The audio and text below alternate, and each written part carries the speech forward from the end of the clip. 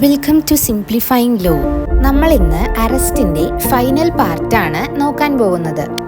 How to arrest section 43 of BNSSലാണ് അത് പറയുന്നത്. അറസ്റ്റ് എപ്പോഴും ഒരു വേർഡോ അല്ലെങ്കിൽ ഒരു ആക്ഷനോ വഴി എഫക്റ്റഡ് ആയിരിക്കും. അതുപോലെ നമ്മൾ ഒരു വേർഡോ ആക്ഷൻ കൊണ്ട് മാത്രം പോരാ, നമ്മൾ എന്ത് ചെയ്യണമെന്ന് പറഞ്ഞു കഴിഞ്ഞാൽ ഈ അക്യൂസ്ഡിൻ്റെ ബോഡിയിൽ ടച്ച് ചെയ്യേ അല്ലെങ്കിൽ കൺഫൈൻ ചെയ്യേ ചെയ്യണം. അങ്ങനെ ചെയ്താൽ മാത്രമാണ് അത് അറസ്റ്റ് ആവുള്ളൂ. അക്യൂസ്ഡ് ഒരു വുമൺ ആണെങ്കിൽ ഒരു വുമൺ പോലീസ് ഓഫീസർ മാത്രമേ ടച്ച് ചെയ്യാൻ പാടുള്ളൂ. അതുപോലെ തന്നെ നമ്മൾ ഈ അക്യൂസ്ഡിനെ അറസ്റ്റ് ചെയ്യാൻ പോകുന്ന സമയത്ത് ഈ അക്യൂസ്ഡ് റെസിസ്റ്റ് ചെയ്യാണ് അല്ലെങ്കിൽ ഫോഴ്സബിളി അറസ്റ്റ് ചെയ്യാൻ സമ്മതിക്കുന്നില്ല എന്നുണ്ടെങ്കിൽ അവർക്ക് ഏതൊരു മീൻസും അല്ലെങ്കിൽ ഏതൊരു നെസസറി ആയിട്ടുള്ളൊരു കാര്യം ഉപയോഗിച്ചുകൊണ്ടും അവർക്ക് എന്ത് ചെയ്യാൻ പറ്റും, അറസ്റ്റ് ചെയ്യാൻ പറ്റും. ഒരു പോലീസ് ഓഫീസർ ഒരിക്കലും ഒരു അക്യൂസ്ഡിൻ്റെ ഡെത്ത് കോസ് ചെയ്യാൻ പാടില്ല. പക്ഷേ ആ അക്യൂസ്ഡ് ചെയ്ത ഒഫൻസ് ലൈഫ് ഇംപ്രിസൺമെൻറ്റോ ഡെത്ത് പെനാൽറ്റിയോ കിട്ടുന്ന ഒഫൻസ് ആണെങ്കിൽ അതിന് കുഴപ്പമില്ല.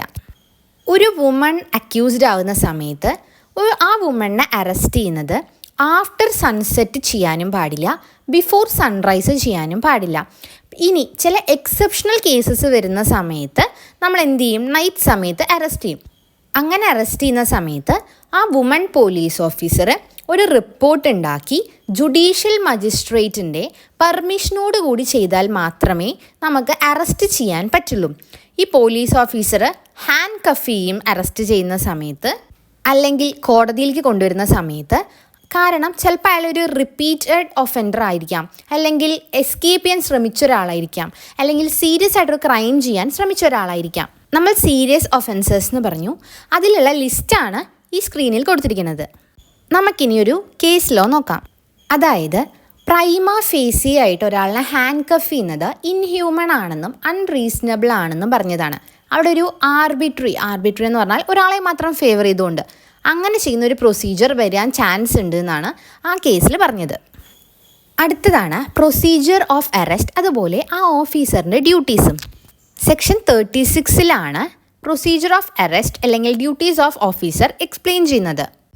ആക്യുറേറ്റ് ആയിട്ടുള്ള, വിസിബിൾ ആയിട്ടുള്ള, ക്ലിയർ ആയിട്ടുള്ള ഐഡൻറ്റിഫിക്കേഷൻ ആ ഓഫീസർക്ക് ഉണ്ടായിരിക്കണം. ഒരു മെമ്മോറാൻഡം ഓഫ് അറസ്റ്റ് ഉണ്ടായിരിക്കണം.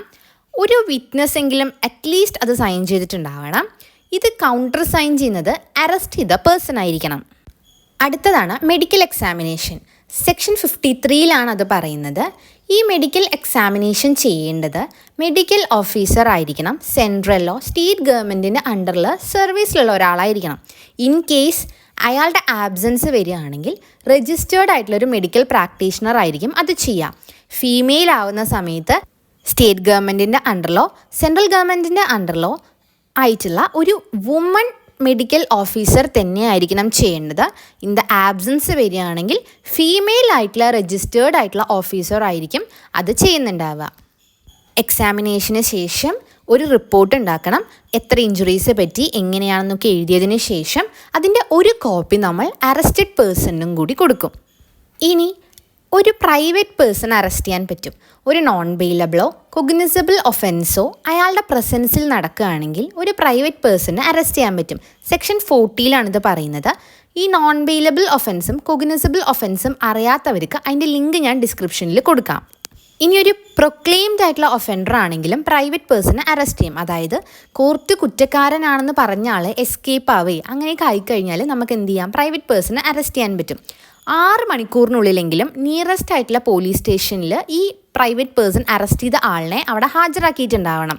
അതുപോലെ തന്നെ പോലീസിന് മനസ്സിലാവണം അയാളൊരു കുറ്റക്കാരനാണ്, അറസ്റ്റ് ചെയ്യാൻ പറ്റും എന്നുള്ള ഒരു ബിലീവ് പോലീസിന് ഉണ്ടായിട്ടുണ്ടാവണം. അടുത്തത് അറസ്റ്റ് ബൈ മജിസ്ട്രേറ്റ് ആണ്. സെക്ഷൻ 41 ഓഫ് BNSS പറയുന്നത്.